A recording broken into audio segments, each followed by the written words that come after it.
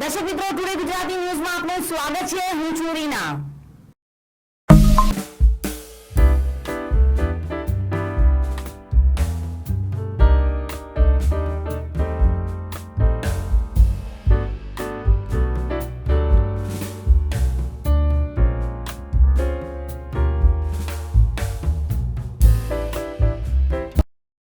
આવતીકાલે ભારતના યશસ્વી વડાપ્રધાન નરેન્દ્રભાઈ મોદી દેશને પોતાના 100મા મન કી બાતના એપિસોડ દ્વારા સંબોધન કરશે.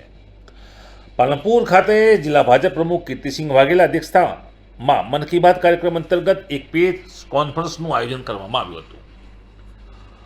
પીએમસીનો 100મો એપિસોડ બનશે કીર્તિમાન તેવું જિલ્લા પ્રમુખશ્રીએ જણાવ્યું હતું.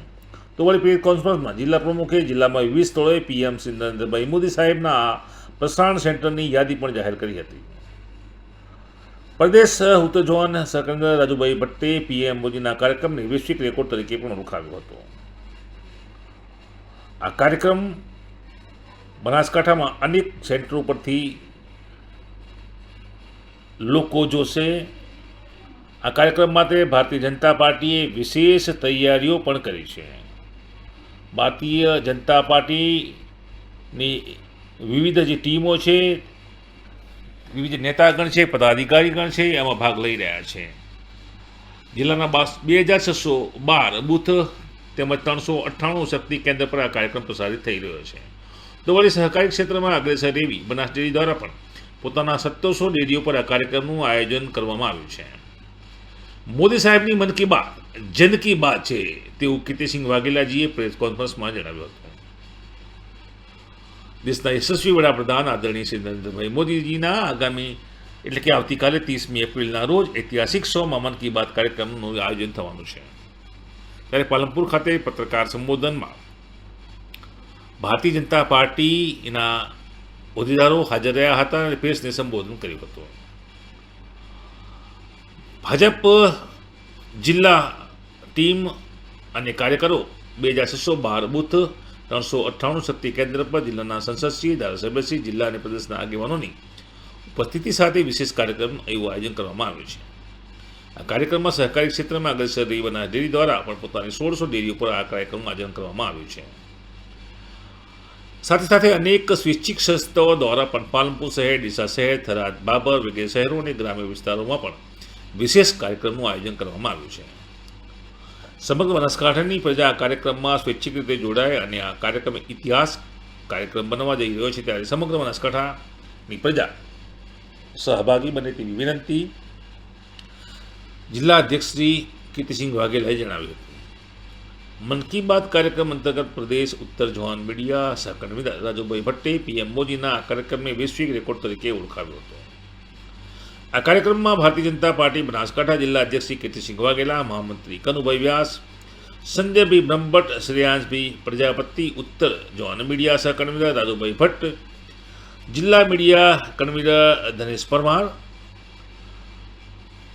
આશુતોષભાઈ બારોટ તેમજ રશ્મિકાંતભાઈ મંડોરા તેમજ મોટી સંખ્યામાં સન્માનિત પત્રકારો ઉપસ્થિત રહ્યા.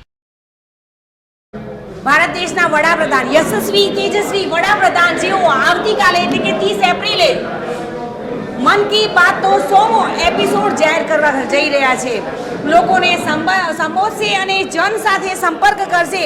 ત્યારે જિલ્લાની ટીમ અહીંયા ઉપસ્થિત છે અને કઈ રીતનું આગોતરું આયોજન કરવામાં આવ્યું છે અને કેવો ઉત્સાહ છે જાણીશું પ્રમુખશ્રીથી કે જેઓએ આજે અહીંયા પ્રેસ કોન્ફરન્સ યોજી હતી અને સૌને સંબોધિત કર્યા હતા. શું કહેશો બાપુ એ વિશે? નમસ્તે. આપ સૌ જાણો છો કે આવતીકાલે આપણા દેશના યશસ્વી વડાપ્રધાન આદરણીય શ્રી નરેન્દ્રભાઈ મોદી સાહેબ દ્વારા મન કી બાતનો કાર્યક્રમનો 100મો એપિસોડ થઈ રહ્યો છે, જે એક ઐતિહાસિક કાર્યક્રમ છે. અત્યાર સુધી દેશમાં 100 કરોડથી પણ વધારે લોકો આ કાર્યક્રમને સાંભળી રહ્યા છે.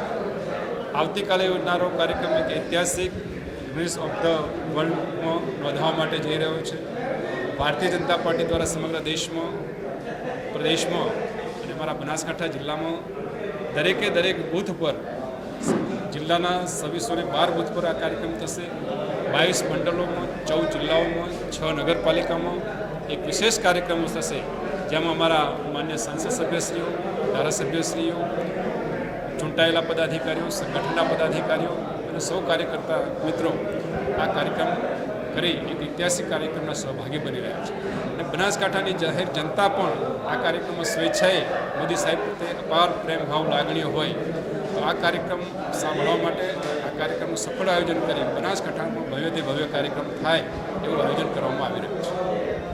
આપણી સાથે જોડાયા છે ભારતીય જનતા પાર્ટીના ઉત્તર ઝોનના પ્રમુખ, મીડિયા પ્રમુખ.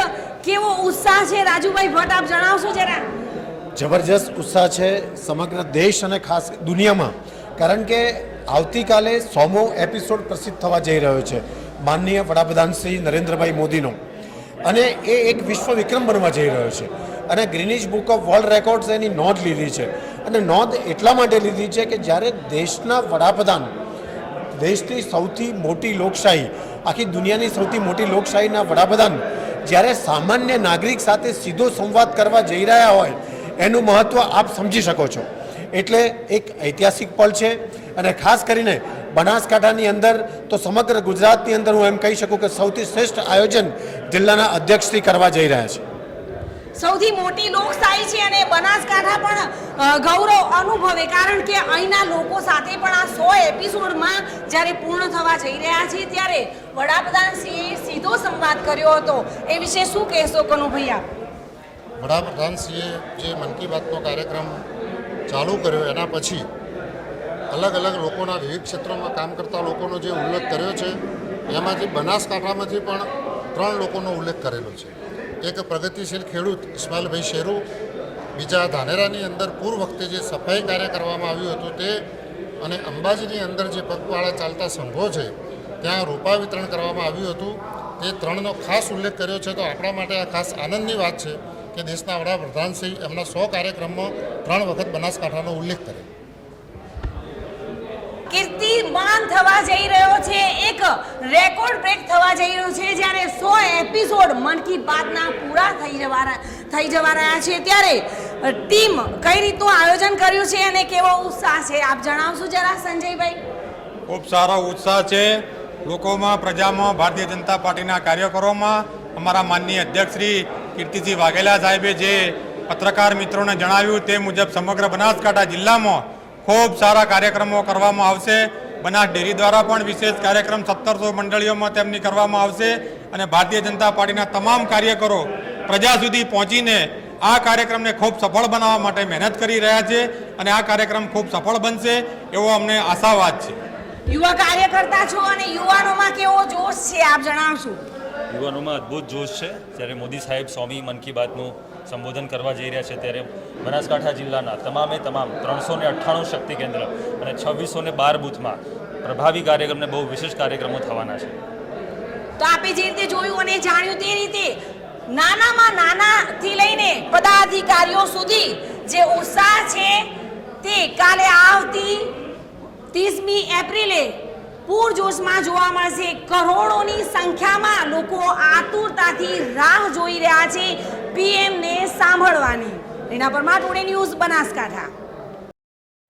તો દર્શક મિત્રો, હતા આજના સમાચાર. આપને કેવા લાગ્યા તે અમારા યુટ્યુબ, ફેસબુક અને ટ્વિટર હેન્ડલ પર જઈને કોમેન્ટ બોક્સમાં જરૂરથી જણાવશો. નમસ્કાર.